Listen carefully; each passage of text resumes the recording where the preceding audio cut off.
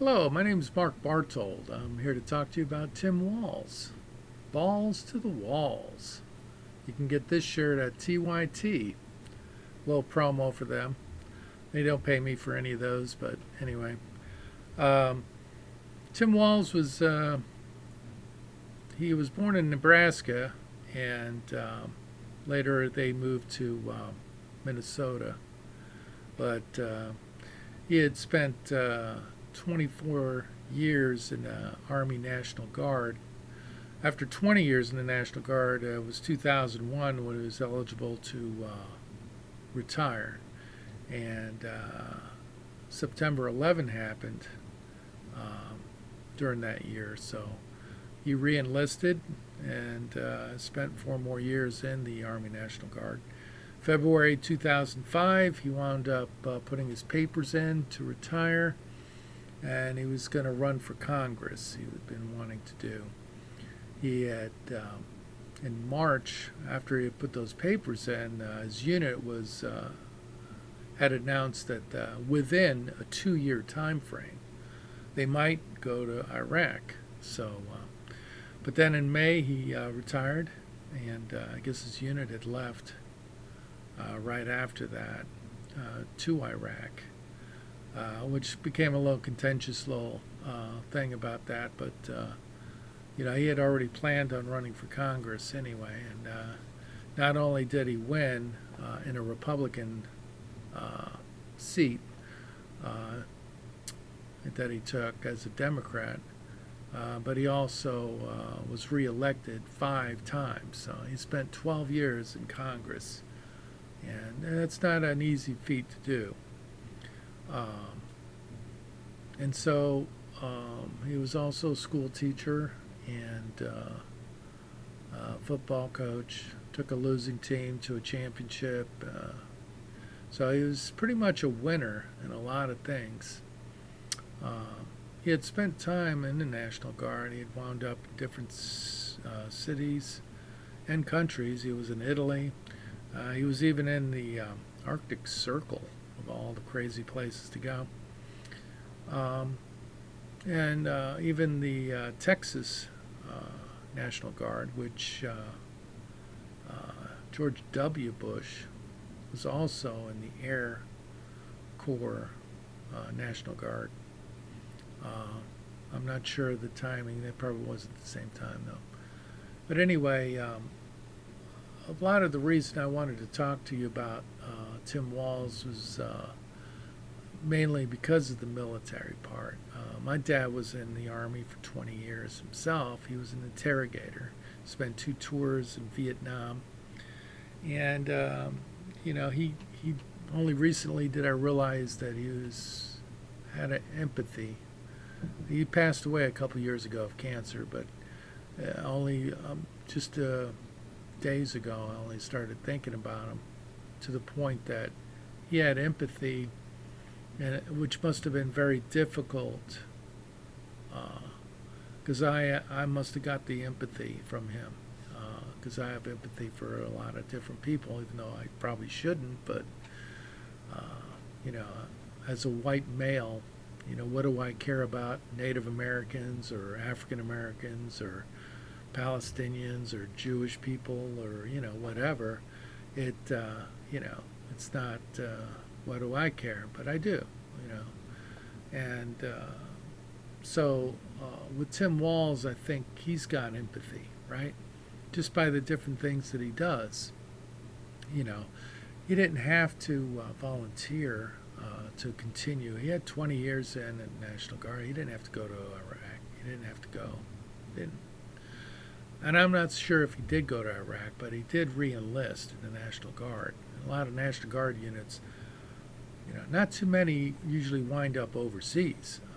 They usually just stick around for national emergencies, and he had a few of those emergencies he had to deal with, with stateside stuff. But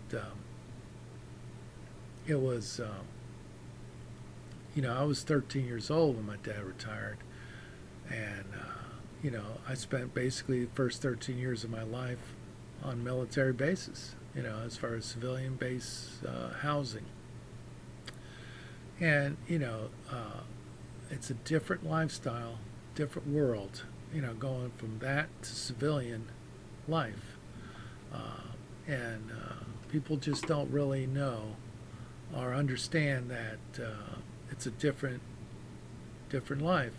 It's your nerves are almost always on edge. Because you don't know if the loved one's going to come back from their military service duties.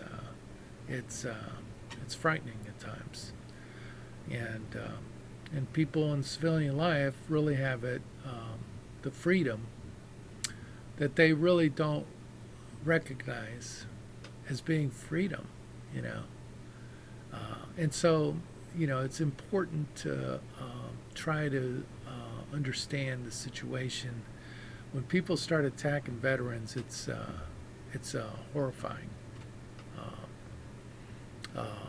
and unfair to our veterans, because they're the ones that are keeping us safe every day. And even if they're not deployed, they're there, they're trained, they're ready for if we need them. And but I also say too that diplomacy is the better route, and it needs to be the better route, because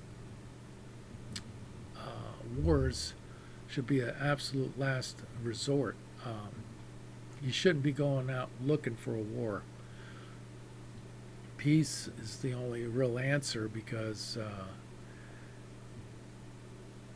we're all on this planet together, and if we all work together, we can go do amazing things. Fighting each other, every time we put the line in the sand, it's trouble. And that's why the Palestinian-Israeli thing, you put that line in the sand, it's trouble. It's been trouble the whole time. For me, I would just say, make it all the Holy Land. All Holy Land. Muslim, Jewish, Catholic, everyone together. That's the Holy Land, and it is the Holy Land. That's where all the religions go. All the people, they signify that area as the Holy Land. And I understand the Jewish plight of the prior years and so on. And by empathically, by empathy. I had an uncle that was in a concentration camp, so he went from skin and bones to lived to be over 90, But thanks to the U.S. Army for saving his life, by the way. So anyway,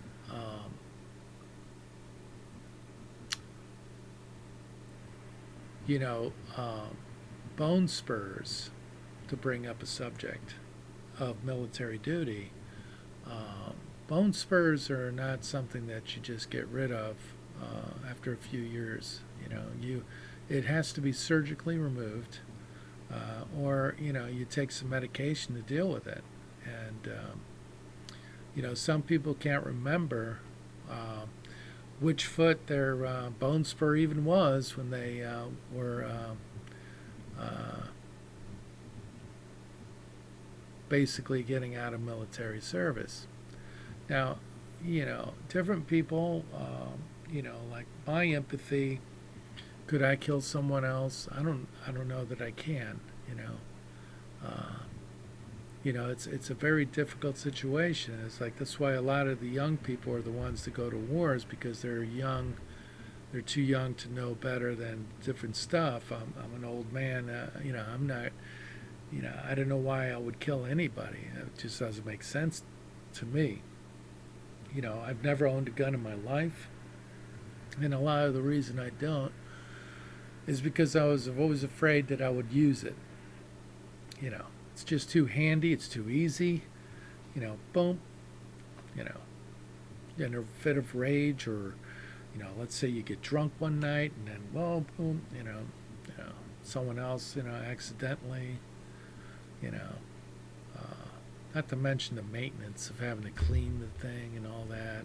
It's almost a mechanical thing, and I'm no mechanic, so I try and stay away from mechanical things as best as I can. But Yeah, Tim Walz though, that guy's mechanical. He had some videos of stuff and whatever. I mean, the guy is as blue collar as blue collar can get. It's unreal. And usually blue collar workers are associated with the Republican Party and so on and so forth. But there are blue Democrat blue collar workers and people uh, that have families. You know, uh, they they you know have different experiences and what is good for one is not necessarily good for another, but different people, we're all different. you know I mean, we're all God's children, that I always think. And to put the lines in sands and say no, you can't and you don't. People are always choosing to be against other people all the time, and that's where the wars come in. And I always look back on the idea of the Tower of Babel, right? God divided us out. It's like as punishment, right? Because we were all unified in one purpose. And it bothers me to this day on trying to figure out, are we supposed to stay divided? Are we supposed to stay separate? Or are we supposed to work out our differences, no matter what our differences, and try and work it out? I mean, we're all God's children, so, if you're a Muslim, you're God's children. If you're a Christian, God's children. Jewish, non-denominational, I mean, you're all the same. Everyone's the same. We're all part of God's plan. I don't think God's plan is to kill one another. So, I would love to talk to Tim Walz because of that whole military thing and the way he presents himself. He's a school teacher, looks very friendly guy. You would never think that he had any kind of military at all in him.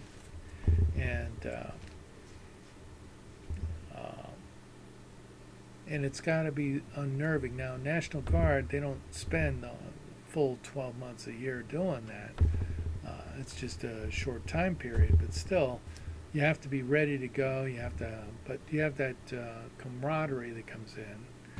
But there is still the training, and my God, the Arctic Circle must have been rough. Although there might be something to the Republicans saying that something's there, because having that post is usually punishment of some sort. So I'd be looking into that if I was Republican. But no, but seriously though, I think it's refreshing to see a Tim Walz, because he seems like the ordinary blue-collar type worker guy. He understands the service of putting on a military uniform and being deployed. He understands, education is important. And in Minnesota, he's importance of children to have a breakfast and a lunch. I mean, how many parents are not that diligent in packing a lunch for their child? It would be very easy to forget to pack a lunch, or I forgot to get bread, or whatever, to the point where the kid goes to school with no sandwich. And so, it's not like, oh, here's some eggs, go fry them at the school. You can't just fry an egg at the school. And so, having the school lunch programs like that, where, they're paid for, it really helps low-income families out, especially. When my dad retired when I was 13, he also divorced my mom at the same time. And so, from 13 on to 17, basically, I was raised by a single mom. and it was rough for her, you know. And so, you know, I helped deliver newspapers, which people probably don't even know what I'm talking about if they're 30 or younger. What is a newspaper? You know, everything's digital now. But delivering newspapers, you know, midnight, 1 o'clock in the morning, you know, to make ends meet, was kind of rough. But at any rate, you know, she found a guy that used to be in the Marine Corps, you know, fought in World War II, grew up during the Depression, so he took us in, and then, anyway, that's a long story. Anyway, we all have our issues, and, you know, different people have rough upbringings of some sorts. I mean, mine was bad, but not as bad as a lot of people's lives have been, you know. I can't say I've ever said that I was hungry, to be honest, like starving, you know, which there are kids that, you know, they're hungry, you know. I mean, never mind third world country. I'm talking about the United States of America here. There are kids that go to bed hungry, you know. As far as the school lunch and breakfast thing, that might be all they eat all day. There might not be a dinner when they get home, you know. And so the military service, Tim Walz's dad was in the Korean War, and he had, you know, talked his son, Tim, to join the National Guard at 17 years old, so he did. And he was able to use the GI Bill as well to get his education to become a school teacher, and then later on a congressman, and then governor. He became governor of Minnesota in 2019, and then now he's running for vice president in the United States. And the guy is just carries himself as an everyday Joe, like Joe Biden, everyday Joe, right? But Joe Biden's been in the, I mean, he's been, since 29 years old, Joe Biden's been in there to the point where he can't even pass himself as an everyday Joe anymore, you know. And thank you, Joe Biden, for stepping down. He did the right thing, buddy. You know, it was upsetting. It was sad. It was, you know, almost hurtful to see this guy deteriorating on TV. It was just sad to see. I'm just glad that that's done. But yeah, it would be nice if you would have some about the Israel, you know, like enough's enough, buddy. You know, you're only hurting Israel. I mean, Israel is hurting themselves at the point of like, you know, what are you doing here? You know, yeah, surgical killings you're able to get away with in 3 or 4 Arab states, and then, you know, with Gaza, it's just carpet bombing. You know, it's just, I don't know what's going on there. Sorry, I drink a lot of coffee. Anyway, the military. My book, Middle Class Jobs, by Mark Bartold, Middle Class Jobs. Military is in there. Expansion of the military for immigration. Immigration, build the wall, right? Build the wall. I'm for that. Yeah. Yeah, believe it or not. Yeah, you know, a lot of centralists and even, you know, people want security in this country. You know, we don't want terrorists coming to this country. So, you know, you have to, you know, which not everyone crossing the border is a terrorist, right? A majority of them are not. A majority of them are poor people from Central America, South America, that are struggling, and now they're coming from all over the world, you know. And so we have to put a limit on it. We have to slow it down and get more, like I'm a immigration policy, chapter 2, more judges, more lawyers, much like the conservative bill that Trump killed, said don't vote for that. We want to run so I can win, you know. And months and months, half a year goes by, just like he killed the Israel package, Ukraine package. That was all in there too. The immigration bill was all together. 6 months killed, done. Before the military finally got the Ukraine-Israel finally got through, but the immigration didn't. The border bill got nothing. Because Trump didn't want it. It's like Ukraine lost 6 months of munitions, lost ground. They lost a lot of ground that they've been still to this day trying to fight back and get. Finally went into Russia to cut off their supply lines so that they could cut off the supplies lines going to the front of all because of Trump. I mean, the guy is a pro-Putin guy, and what are you gonna do? He talks about friends are laughing at us, but he's talking about Putin's laughing at us and Xi's laughing at us, right? With Biden in there, you think they're really laughing?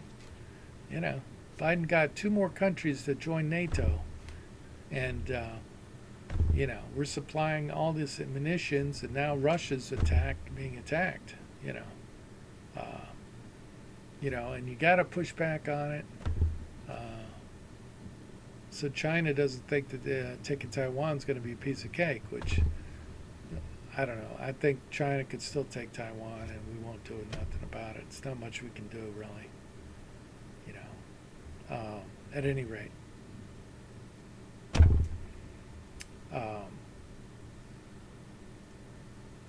Someone that, the intelligence community, because I read up a lot about intelligence community and everything else on the side of my dad being an interrogator, which he never talked about anything on the interrogation stuff. I knew more about interrogating than he did, I think. After 20 years in the Army, I think I could interrogate someone better than he can. Crazy to say it, but it's true. The questions and everything else. There's counterterrorism. Putin used to be the head of the KGB. George H. Bush used to be head of CIA.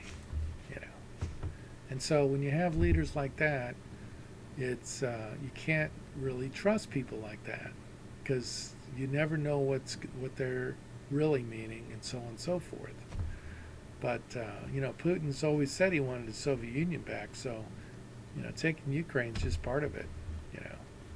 I mean, Chamberlain was using that same tactic that Trump talks about, right? Like, just be friends with them, right?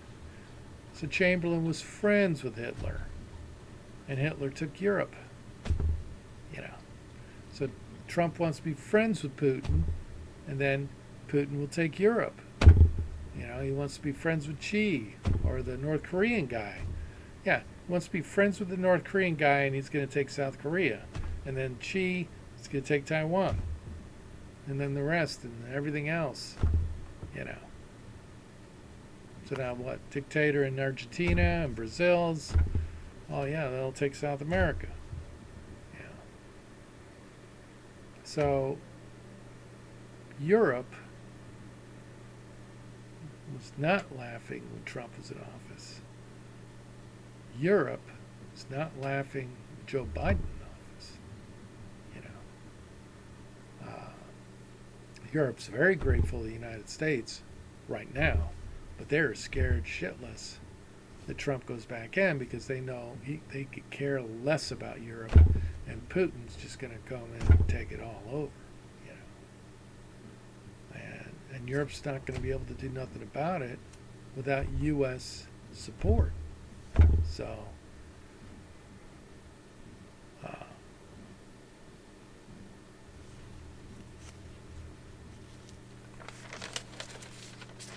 Anyway.